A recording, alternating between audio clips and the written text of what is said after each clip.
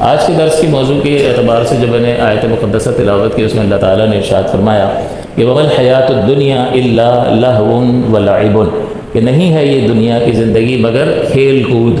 یہ جو دنیا کی زندگی ہے اسے ہمارا خالق اور مالک کھیل کود فرما رہا ہے، لَهْوٌ وَلَعِبٌ وَإِنَّ الدَّارَ الْآخِرَةَ، اور بے شک آخرت کا گھر لَهِيَ الْحَيَوَانُ، یہی حقیقی زندگی ہے۔ لو کانوا یعلمون، اگر یہ جانتے۔ تو اصل ہم آخرت سے متعلق بہت زیادہ کلام کرتے ہوئے دکھائی دیتے ہیں۔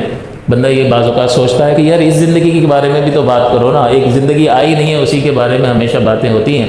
تو ایسا کیوں ہے؟ اس کا سبب یہ ہے کہ حقیقی زندگی جو ہے وہ آخرت ہی کی زندگی ہے۔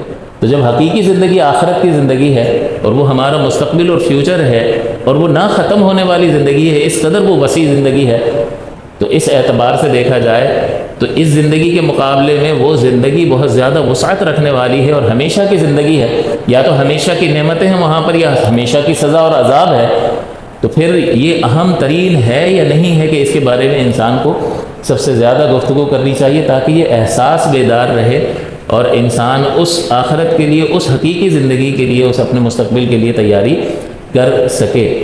تو اصل یہ ہے کہ یہ دنیا کی زندگی جو ہمیں نظر آتی ہے یہ بالکل اسی طرح سے ہے، دنیا کی اور آخرت کی زندگی کا اگر موازنہ کیا جائے تو اسی طرح سے ہے کہ جیسے ایک بچہ ماں کے پیٹ میں ہوتا ہے تو وہ اس کی دنیا ہوتی ہے، لیکن کتنی تنگ زندگی ہوتی ہے، کتنی چھوٹی سی اس کی دنیا ہوتی ہے، لیکن ایک خاص مدت تک جو اللہ تعالیٰ نے مقرر فرمایا وہ وہاں پر رہتا ہے اور اس کے بعد اس دنیا میں آ جاتا ہے۔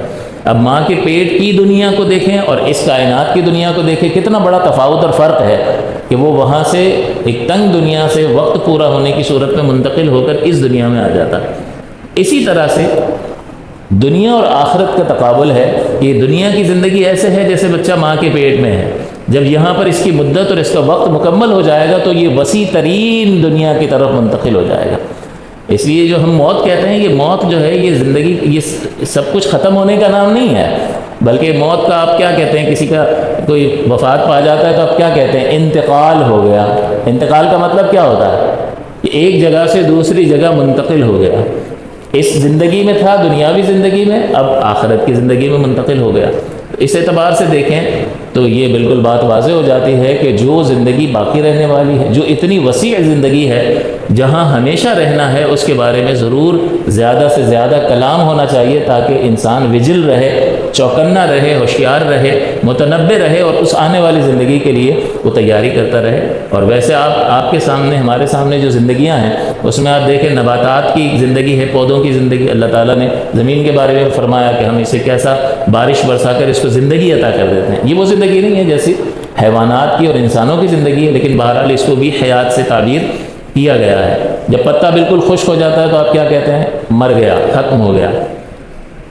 اس کے مقابلے میں حیوان جو جانور ہے اس کی زندگی زیادہ ترقی والی ہے، زیادہ اعلیٰ زندگی ہے، اس لیے کہ وہ محسوس بھی کرتا ہے، کھاتا پیتا بھی ہے، ایک جگہ سے دوسری جگہ متحرک بھی ہوتا ہے، منتقل بھی ہوتا ہے، جبکہ پودوں میں زندگی ہے لیکن وہ یہ سب کچھ نہیں کر سکتے۔ تو کون سی زندگی اعلیٰ ہوئی؟ حیوانوں کی زندگی، حیوانات کی زندگی، یہ نباتات کی زندگی سے اعلیٰ ہو۔ اب انسان پر آ جائیے کہ انسان جو ہے وہ اس دنیاوی زندگی میں جو وقت گزارتا ہے، اس زندگی کا تقابل آخرت کی زندگی سے اگر کیا جائے تو آخرت کی زندگی زیادہ ترقی پذیر زندگی ہے۔ اسی لیے اس کو دنیاوی زندگی کیا۔ دنیا کا مطلب ہوتا ہے ادنا، تو دنیاوی زندگی جب ہم کہتے ہیں حیات الدنیا، اس کا مطلب ہوتا ہے ادنا زندگی۔ تو جب اس کو ادنا زندگی کہہ رہے ہیں تو لازمی سی بات ہے کہ کوئی نہ کوئی اعلیٰ ہوگا، اس کے مقابلے میں کوئی کمپیریزن ہوگا، تبھی تو اس کو ادنا کہہ رہے ہیں، ورنہ خواہ تو ادنا نہیں کہیں گے، ورنہ تو اسی کو اعلیٰ کہہ دیتے۔ اگر یہی سب کچھ ہوتا تو پھر اس کو دنیاوی زندگی نہیں کہتے، صرف زندگی کہہ دیتے، لیکن اس کو دنیاوی زندگی کہہ رہے ہیں تو دنیا کا مطلب ہوتا ہے ادنا، نچلے درجے کا۔ اس کا مطلب جب اس کو نچلے درجے کی زندگی کہہ رہے ہیں تو اس کا معنی یہ ہوا کہ ایک اور کوئی زندگی ہے جو اس سے اعلیٰ ترین زندگی ہے اور وہی آخرت کی زندگی ہے۔ تو اب بتائیے کہ جو اعلیٰ زندگی ہے، جو باقی رہنے والی زندگی ہے، جو وسیع ترین زندگی ہے، جہاں کے مشاغل بہت زیادہ کثیر ہیں، کثیر نعمتیں ہیں یا بہت سخت سزائیں ہیں، وہ ہمارا ڈسکشن کا موضوع ہونا چاہیے یا نہیں ہونا چاہیے؟